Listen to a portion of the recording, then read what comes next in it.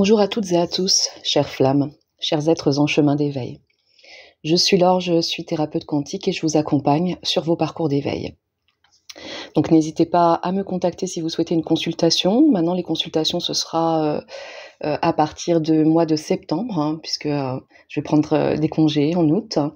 Je suis en train de concevoir un programme, donc je vous proposerai pour un programme de libération de la blessure, ce dont je vais parler aujourd'hui. Je vous le proposerai en septembre parce que j'ai des difficultés à le mettre en ligne. Donc, soyez patients ou patientes, ça vient. Alors, aujourd'hui, j'avais envie de vous parler des allers-retours de ce fameux runner, de l'autre, du deuxième cheminant, qui va, comme ça, durant le parcours, revenir, effectuer des tests, des tests d'équilibrage pour nous qui sommes le premier cheminant. Et puis, ça va se jouer un petit peu en miroir. Par ces tests, on va aussi quelque part lui laisser quelque chose à travailler. Et lui aussi, il va petit à petit libérer quelque chose pour nous. Donc, enfin, en tout cas, nous laisser comme un paquet de linge sale à travailler. Donc, à travers ces allers-retours, on peut... Alors bien sûr, je le répète, parce que je vois souvent dans les commentaires, chaque parcours est différent. Évidemment, exercez votre discernement quand vous écoutez des vidéos. Je parle de mon vécu propre et je parle aussi de ce que je vois en consultation, des grandes tendances qui vont se dessiner. Maintenant, évidemment, tous les parcours ne se ressemblent pas, vont avoir des points de différence. Donc, c'est vraiment un point de vue général que je donne. Ne vous sentez pas concerné si des choses vous heurtent ou que vous ne vous retrouvez pas dans ce que je dis. À ce propos, je vous invite à vous abonner à ma chaîne, à soutenir mon travail en likant ou en partageant mes vidéos, en commentant. Voilà, ça m'aide à me déployer sur YouTube. Donc, merci à vous qui ferez ce geste pour moi.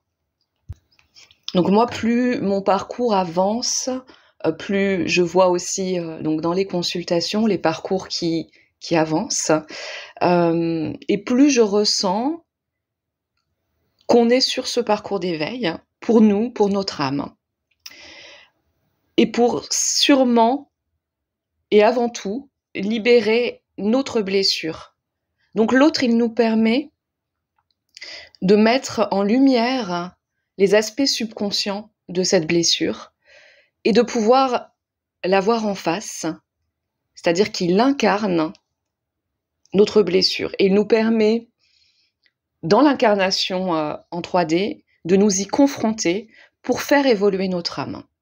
Donc pour nous en libérer, pour la voir différemment, cette blessure, et la dépasser. Cette blessure que nous avons, elle se rejoue à différents niveaux de notre vie, et la flamme jumelle, elle va avoir, quand elle arrive dans notre vie, c'est que quelque part on est assez éveillé et prêt pour aller voir cette blessure et la travailler dessus, la libérer, la comprendre aussi. Et la flamme jumelle, donc le deuxième cheminant, il porte en lui, selon moi, ce contrat d'âme de nous permettre de nous éveiller, de libérer notre blessure. Donc nécessairement, il va rejouer des schémas, des programmes qui sont encore en nous. Alors évidemment, plus on avance dans le parcours et plus on évolue sur sa blessure, plus on devient des êtres de plus en plus complets, on va dire. Et d'ailleurs, ça ne veut pas dire que cette blessure, il faut totalement l'anéantir, qu'elle disparaisse. Mais je crois que l'idée, c'est quand même de l'accepter, de prendre de la hauteur par rapport à cette blessure, de la regarder quelque part avec tendresse. C'est ce vers quoi on tend dans ce parcours. Et donc il a un contrat, ce deuxième cheminant, tout à fait, enfin encore une fois, deuxième cheminant, bon c'est peut-être pas le bon terme, mais je trouve ça un peu plus joli que runner, et un peu plus parlant peut-être. Il a un contrat tout à fait différent de celui d'âme sœur. Les âmes sœurs, on va potentiellement en rencontrer plusieurs dans la vie qui vont aussi nous éclairer et nous aider sur notre chemin, hein. Les âmes sœurs, elles ont, peut-être, pour contrat de nous éclairer sur des aspects, des facettes plus sereines de notre être, de nous renvoyer des aspects plus valorisants que le contrat de flamme jumelle, où il y a vraiment présente cet aspect, cette facette très dark de nous, qui est notre blessure et nos comportements face à cette blessure. Alors, pour moi, je vois ça comme ça, notre blessure, Lise Bourbeau a fait un travail magnifique sur les 5 blessures de l'âme, hein, mais je crois que notre blessure, elle nous est vraiment unique et propre. C'est-à-dire qu'elle se crée dès la naissance, hein, dans le ventre de la mère, mais même avant, hein, dans d'autres dimensions, peut-être dans des vies antérieures, dans la dimension quantique. En fait, on est porteur de notre blessure.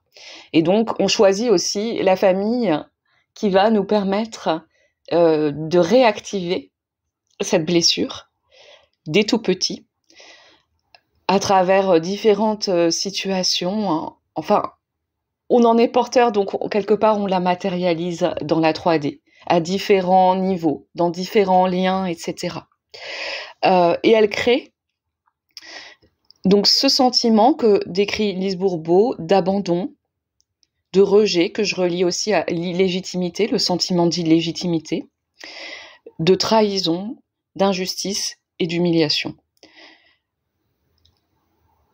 Voilà, on peut avoir plusieurs sentiments mêlés à travers notre blessure, plusieurs sentiments qui s'entremêlent, et on peut passer, admettons, de la blessure d'abandon à un certain moment de notre vie, à une blessure de rejet, puis à une blessure de trahison.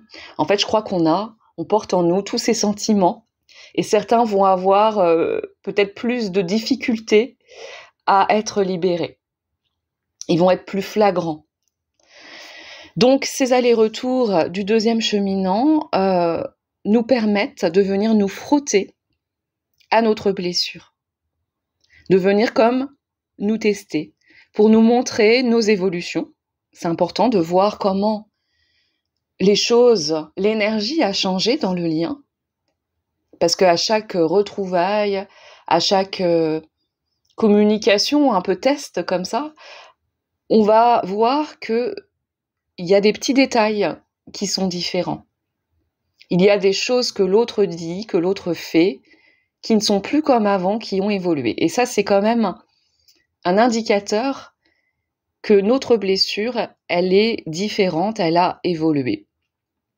Et quelque part, il vient nous tester pour voir nos réactions, pour que nous aussi, on puisse réagir différemment face à notre blessure. Donc, dans ces allers-retours, qui constituent des tests d'équilibrage, eh bien, il n'y a pas d'erreur.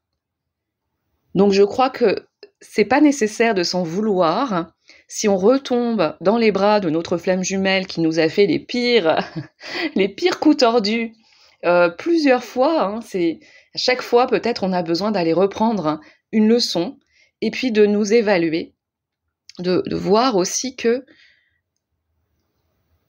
on évolue là-dedans. Au début, quand il y a des allers-retours comme ça, on peut constater que le jumeau, la jumelle, elle est assez différente. Donc ça, c'est vraiment un indicateur que notre énergie propre a changé. Il ou elle est en capacité d'être dans des comportements très différents, beaucoup plus apaisés en fait. Donc, c'est bon de voir ça aussi, de voir que l'autre est un miroir de nous et que donc on sait apaiser, on sait tranquilliser dans notre blessure. Et puis généralement, bien vite, les anciens programmes reprennent. Hein. Il va déposer le paquet de linge sale quelque part en nous montrant ce qu'il reste à travailler. Mais je crois qu'il faut prendre ça quand même avec du recul. Hein. un peu comme si c'était un jeu quelque part, comme si la vie était un jeu et que, ok, je suis pas encore parfait ou parfaite, je retombe dans d'anciens schémas, mais je peux constater que j'arrive à faire quand même changer des choses. Et je ne réagis plus de la même manière, hein. On peut le voir, on n'est plus dans ces allers-retours. Quand il y a les programmes, les schémas répétitifs qui reviennent, on n'est plus le ou la même face à ça. On n'est plus blessé de la même manière. Il y a quelque part une part plus haute de nous qui se sent beaucoup moins blessée, qui prend les choses comme un jeu, avec qui accepte de se laisser porter en fait par ce que montre l'autre. Donc l'autre, au bout d'un moment, comme c'est son contrat, je crois qu'il faut en être conscient, il va dysfonctionner dans ses comportements, dans ses allers-retours, hein, pour venir vous montrer cette part d'inconscient qu'il reste. Et donc, bon, après, ça peut être des comportements, par exemple, pour vous montrer que vous n'êtes pas celle ou celui qu'il choisit, qu'il ou elle choisit, hein. Bon, je vais dire il parce que ce sera plus simple. Donc, par exemple, il va y avoir une tierce qui va arriver lors d'un aller-retour qui n'est pas encore totalement libérée, et ça vous montre que vous ne vous sentez pas totalement légitime, totalement dans votre valeur, hein. Donc, il peut aussi venir vous montrer, par exemple, vous cacher par rapport à ne pas admettre que cette relation existe auprès de ses proches, de ses amis, de sa famille. Et donc là, il y a vraiment cette blessure d'illégitimité, hein, qui reste présente. Ou bien encore, il va retomber dans une certaine forme d'indifférence, d'éloignement. Et donc là, encore une fois, c'est à travailler sur notre sentiment de rejet, de trahison, de ne pas être, de se sentir abandonné, enfin tout ça, voilà, hein. Tout ça, c'est l'autre qui est le reflet de ce qu'il reste en nous de blessures.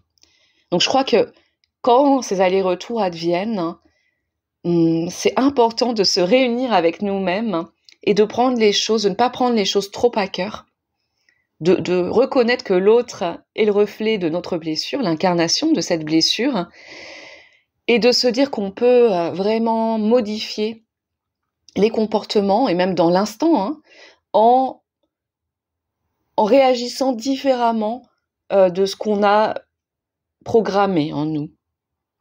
Mais ça demande à prendre cette hauteur. Ça demande à retrouver notre centre et notre équilibre.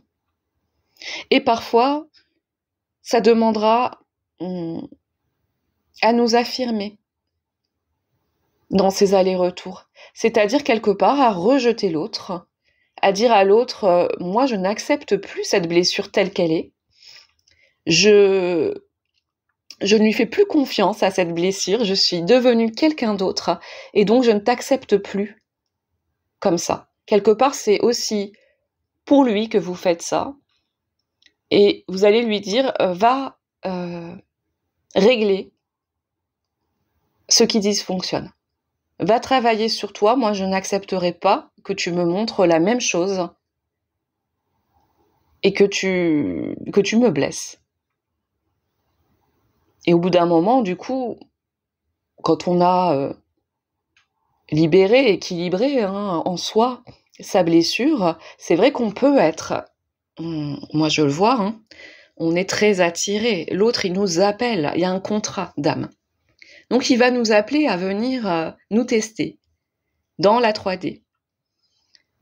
Et donc on va ressentir en nous ces appels magnétiques, ces appels énergétiques très forts qui nous disent « Allez, va te confronter à ta blessure, tu es en capacité. Tu es capable d'aller voir en face cette blessure et de voir où tu en es. » Donc c'est ça qui crée les retrouvailles, qui crée les allers-retours. Mais déjà, on n'est pas obligé d'y aller. Alors ça demande une certaine force mentale et énergétique de rester ancré et de se dire non, non, j'y retourne pas dans les anciens programmes, je ne veux plus de ça dans ma vie. Mais si on y retourne, il faut pas s'en vouloir, c'est pas grave. C'est qu'on a encore besoin d'aller voir ce qu'il en est de notre blessure. Et puis, on a le droit aussi de s'affirmer vis-à-vis de cette blessure. De prendre de la hauteur, de prendre du recul et de lui montrer qu'on ne veut plus d'elle. Peut-être qu'on l'aime, mais qu'on ne l'aime pas quand elle nous blesse. Et ça nous montre que on reconnaît notre valeur. On dit à l'autre, je sais qui je suis, je sais ce que je vaux, je mérite mieux que ça. Je mérite mieux que ma blessure. Et donc, soit on le rejette, soit on l'abandonne, soit on s'affirme avec...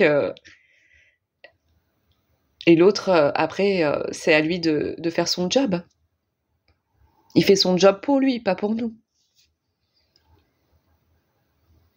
Je vous avoue que moi, je vois quand même très très peu de flammes jumelles réunies, ça existe.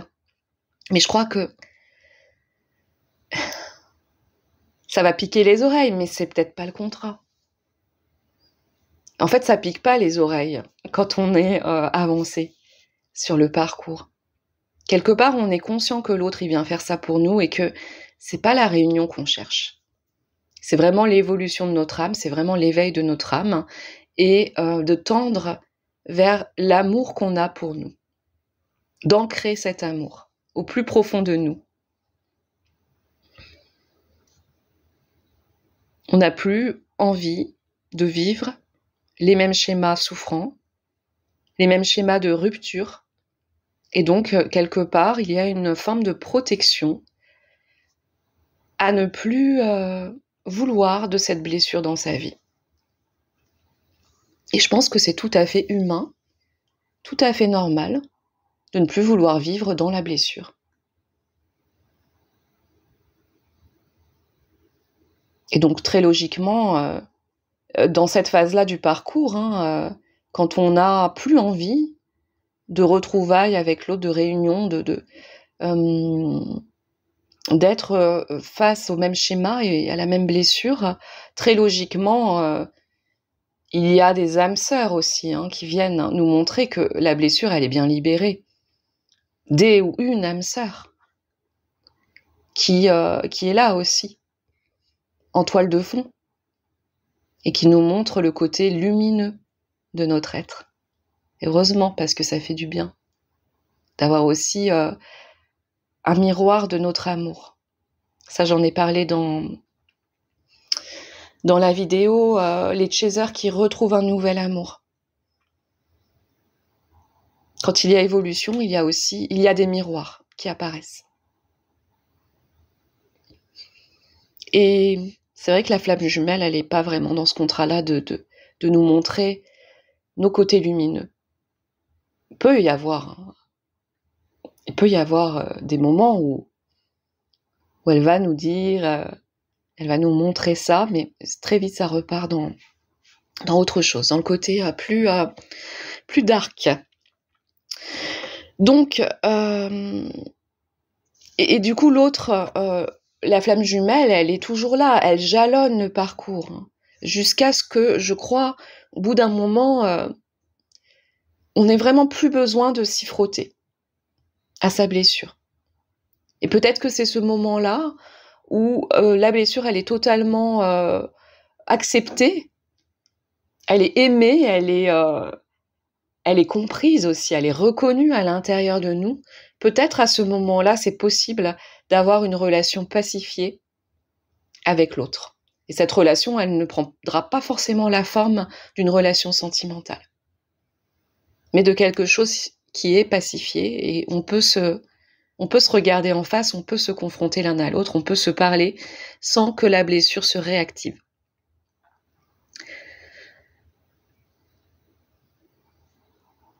Je pense qu'il y aura toujours quelque part, on porte cette blessure en nous, donc l'autre, il est quand même là en toile de fond. Il est toujours là.